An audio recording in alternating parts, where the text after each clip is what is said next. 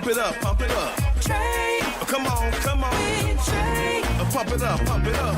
It's the day with This is the day to gain inspiration, to make a positive change in the nation. We're inviting you to partake in conversation to raise your vibration. It's the day that we will all celebrate all of our peeps that make this thing elevate. Watch the negative fade away, cause it's the day with Trae.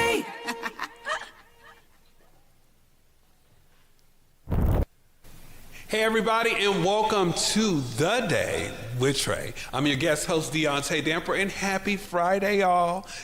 Before we get started with this wonderful Friday episode, I need you to watch, share, and subscribe to Converge Media, where you can learn more about The Day with Trae, Seattle News and Brews, We Live in Color, supporting Black business, and more. Go to whereweconverge.com to see why Black media matters. You know what else matters? Black voices, community voices. I'm so happy to have our guest here today, Maria Abando, community organizer for Who Street, Our Streets. They have an upcoming candidate forum for, I believe it's the Southend Speaks, and I cannot wait to unpack that. As you know, I am from the south end of Seattle, and we're talking about the area of District 2, y'all. What are we going to do? How are we going to have that conversation? And besides this specific event, we also want to be able to get into the incredible work of Maria, who has done so much in community that a lot of community folks don't see.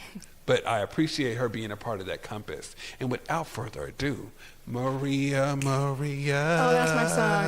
That's it. That's the one. What's up? What's up, Maria? I thought that was a great introduction. Yes. But so happy to have you, right? Thank you. I have always been in awe of your work. And I believe over like the past 3 years, we've always just been in community space. So before we can get into Who Streets, Our Streets, who are you? What's some of the work that you have done? Thank you. Well, I've been a fan of yours, first of all, so I'm always excited when we see each other and run into each other and connect and find ways to support each other. So this is just really great for me, too. Let's see, I'm from Tacoma originally, but have been in Seattle since going to UW. I live now in the Chinatown International District. And I just really love organizing in community and have been doing that in a variety of ways, whether that's through electoral campaigns, people-led initiatives, ballot initiatives, general work where I'm able to take a look around me, see where things could be better, see where we could make improvements for our community's safety and so that our community can thrive. And in general, specifically for me, I'm looking at who's been left out, whose voices aren't here. People of color's voices, I love to see at the table where those decisions are being made. So I've really loved to organize and engage around access, and usually access to power when it comes to shaping the policies that impact us all in our communities. And I have to ask you this, right? Yeah. From when you first started kind of getting out there, right? And now, what is the climate? Yeah, oh my gosh. I would say the climate that I see is really a climate of fear. It's really unfortunate because I think that the fear is coming from a lot of different directions, right? It's a fear from our federal government, but it's also a fear in general that if you are able to have that courage to step up and try and have your voice be heard and advocate for the things that matter to you, that you as an organizer, as a leader, as an activist could be targeted, could be criminalized, that it can be safe for you to even try to do something about the things that are happening around you. So I think when I first started organizing, I think that actually, I should say I've been organizing since I was in middle school, so that's been a long time. But maybe I would say over the past decade or so, I have seen the way that people have become more and more afraid to get into these spaces, or just tired, organizing in this economy, people have basic needs that they need to get met. So it's been really important to me to create community-centered, people-centered organizing spaces where we know that, you are, as someone who's willing to engage in this space, are valued, and that we care about you and your safety, and that there's going to be no effort and no issue that's more important than your well-being, and really just recognizing that campaigns end, but true community persists, and keeping that in mind in all of the organizing that we do. And right now, Yeah. in this climate, right? Yeah. You're with Whose Streets Are Streets. Absolutely, yes. Who is Whose Streets Are Streets? Yes. And how did it come about? Yes, yes. So, Whose Streets Our Streets got started in 2020 as a fiscally sponsored project out of Seattle neighborhood greenways. And I think it really got started. I wasn't quite there yet. I joined in the organization a couple years ago, but as incredible leaders in Seattle and in surrounding Seattle that are a lot of folks of color, Black voices that were at the table to help get this group started. That was really in wanting to have community-centered public safety conversations, and realizing that public safety is, one of these electeds and, the candidates that we're going to get into. People love to talk about public safety, right? But are they really keeping the voices of the people who are in the most danger and who are on the front lines of a lot of the harms and impacts that are happening in our communities? Are we keeping their voices, centered in these conversations? And do we get to decide and define what public safety means? Usually not. And so it really came from that. And since then, Whose Streets Our Streets has worked in transportation justice, in climate resilience, in abolition work in general, to try and help us be able to say, we know these are our streets, we live these streets, we grew up in these streets, our parents sometimes grew up in these streets, or these are the streets that we have been able to come to and call home now. And we deserve to belong, we deserve to feel safe, and we deserve to be a part of the conversations that define those things. You ate that whole Hey, thing. That was hey. good. You ate that whole thing, girl. That was good.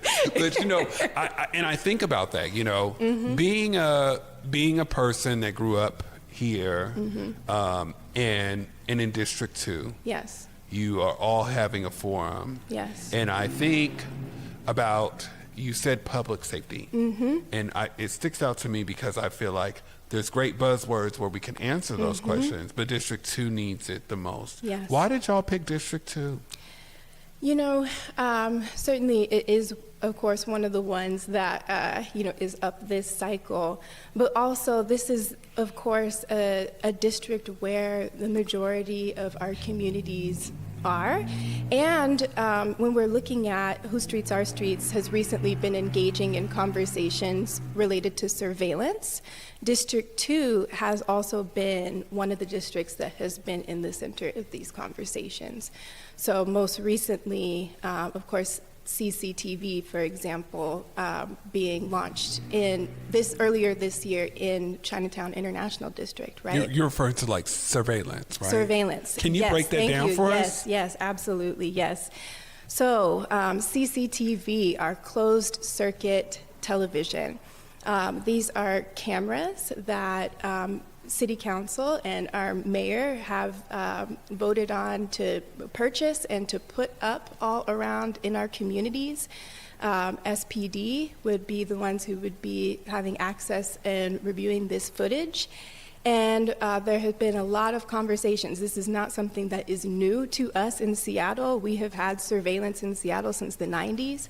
I have had the privilege of hearing from a lot of Black elders, other folks who've been able to tell me more about how these cameras have impacted community in the past, whether that is surveillance related to soda and soap zones that were present in Seattle in the 90s. So stay out of drug areas and stay out of areas of prostitution, areas that were supposed to be aimed at wellness, but were not effective. Whether that was also, private cameras that SPD used with the FBI in the 90s, and even had to issue a formal apology in Wow. 1999 for covert surveillance that I never knew that. that was impacting people's privacy. And you know, we've had a history of surveillance. The legislators afterwards had to work to repeal a lot of that legislation for community safety. And what we've seen in the past couple of years has been our city leaders bringing it back. So we've seen last year the bringing back of those soda and soap zones. We have seen over this past year the introduction of cameras that are recording live video throughout our neighborhoods. We have seen the introduction of automatic license plate readers on our police vehicles that are scanning license plates of cars that are going by. And we have seen introductions of technologies like real-time crime centers that are able to, even as of late, pull footage from things like all of our traffic cameras controlled by SDOT, possibly even having access to things like people's Amazon Ring cameras, and pulling from all these varieties of different cameras, supposedly to help reduce or prevent crime. But we have been in partnership with organizations like Stop Surveillance City, ACLU of Washington, and the Lavender Rights Project, and many others who have advocated and said that these things do not actually make us feel safe. And so District 2 has really been, back to your question, has really been at the center of a lot of these surveillance conversations, as well as conversations related to immigration and safety, big other topics that we care about deeply, as we have a lot of folks who are immigrants in this district. And so we just want to make sure, as this very important election is coming, that we have an opportunity to engage, ask questions, and make sure that, if we are going to be using our vote, that we are actually educated and know exactly what's happening when we cast that vote. Because I got to say, a lot of folks don't know about the surveillance that's been happening. Yeah. So that's real. And I mean, in the candidate forum that y'all have is an opportunity for people to hear more conversations around the impact, the history. Yes, we will. We will be given some education and some history. We know that when you start saying things like CCTV, ALPR, RTCCs, a lot of acronyms, a lot of technical I only know language, two of them, girl. So there you go. And what we really want to do is make this a space where maybe you can come into it and you don't know anything, and you're just here to actually learn and understand. Maybe you've seen the signs go up in your community, you've seen the cameras go up, and maybe you haven't heard about how long those cameras are on, who gets to see that data, where is that data stored, and who gets to access that. What are they doing with that footage? Maybe you're just curious yourself. We want you to be able to come into this and learn just as much as have that opportunity to engage and ask the candidates where they stand on these issues. And what day is that forum? Yes. So our forum is going to be Tuesday, October 14. The doors will open at 5 o'clock at the Rainier Arts Center. You know what? Yeah. Do me a favor, because we're going to do a call to action. Okay, yes. Okay? I'm going to need you to say your name, your title, and just look in this camera, let people know where they could be able to send questions, ask questions, and all those things. Yes, absolutely. My name is Maria Abando. I am an organizer with Who Streets Our Streets, and we are so excited to invite you to our candidate forum for 2025. It is Southend Speaks, Our Voices, Our Vote, a candidate forum on safety, surveillance, and immigration. And to join us for this, you're going to join us on Tuesday, October 14 at 5 p.m. We are going to have dinner. We are going to have childcare available. We are going to have translation services available. And we are going to be hearing from candidates who are running for mayor of Seattle, who are running to represent us in District 2 of Seattle, as well as the at-large position for position 9, as well as our city attorney as well. So definitely would love to see you there. And if you'd like to RSVP or submit questions early, you're going to want to head to our website for Who Streets Our Streets, which is our-streets.org.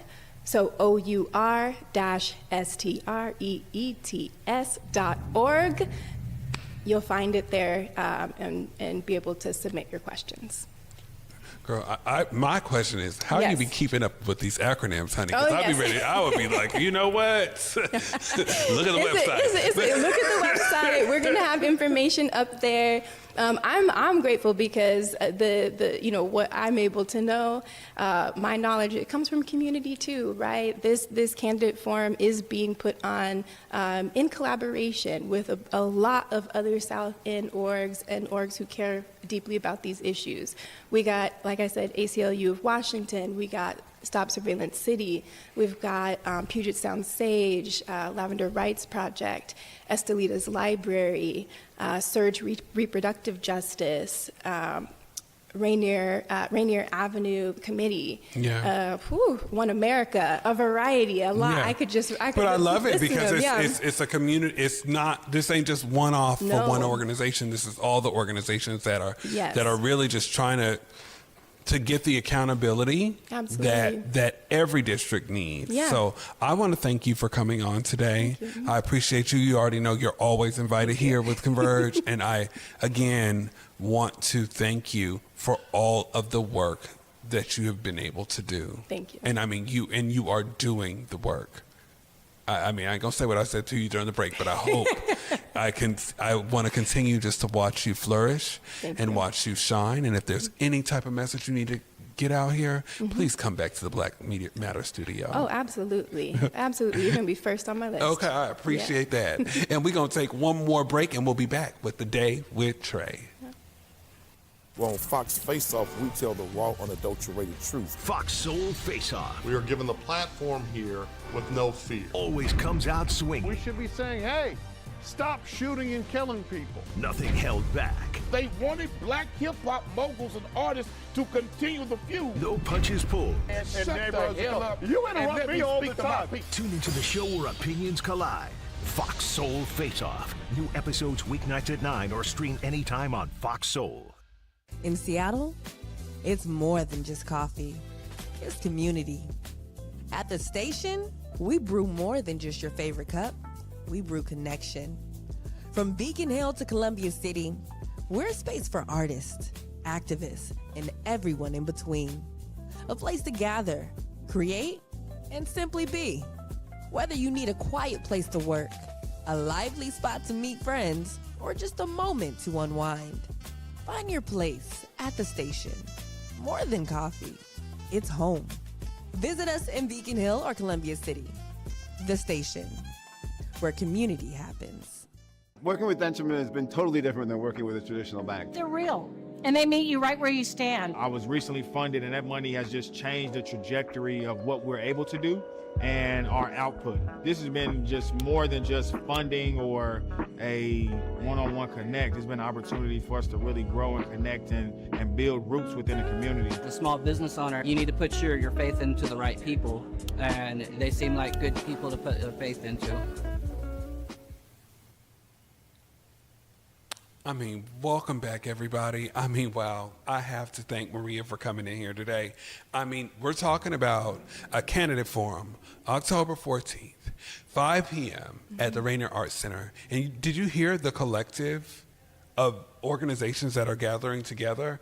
They're not coming just as a one-off. They're coming to get They're coming to not only get connected with you, community, but they're also giving you an opportunity to raise your voice.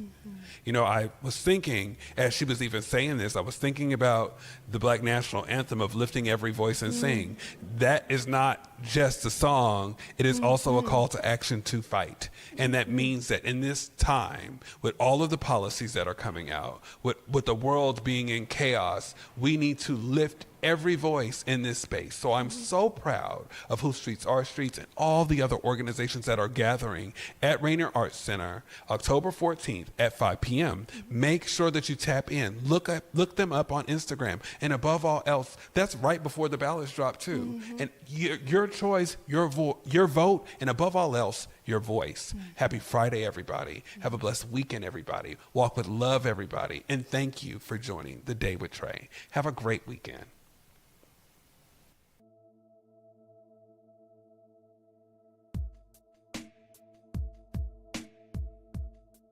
Converge Media produces culturally relevant content for Black and urban audiences. Our coverage is raw, transparent, and objective, praised by community leaders, government officials, and residents. Support Converge Media today via Venmo, Cash App, or PayPal at Converge Media.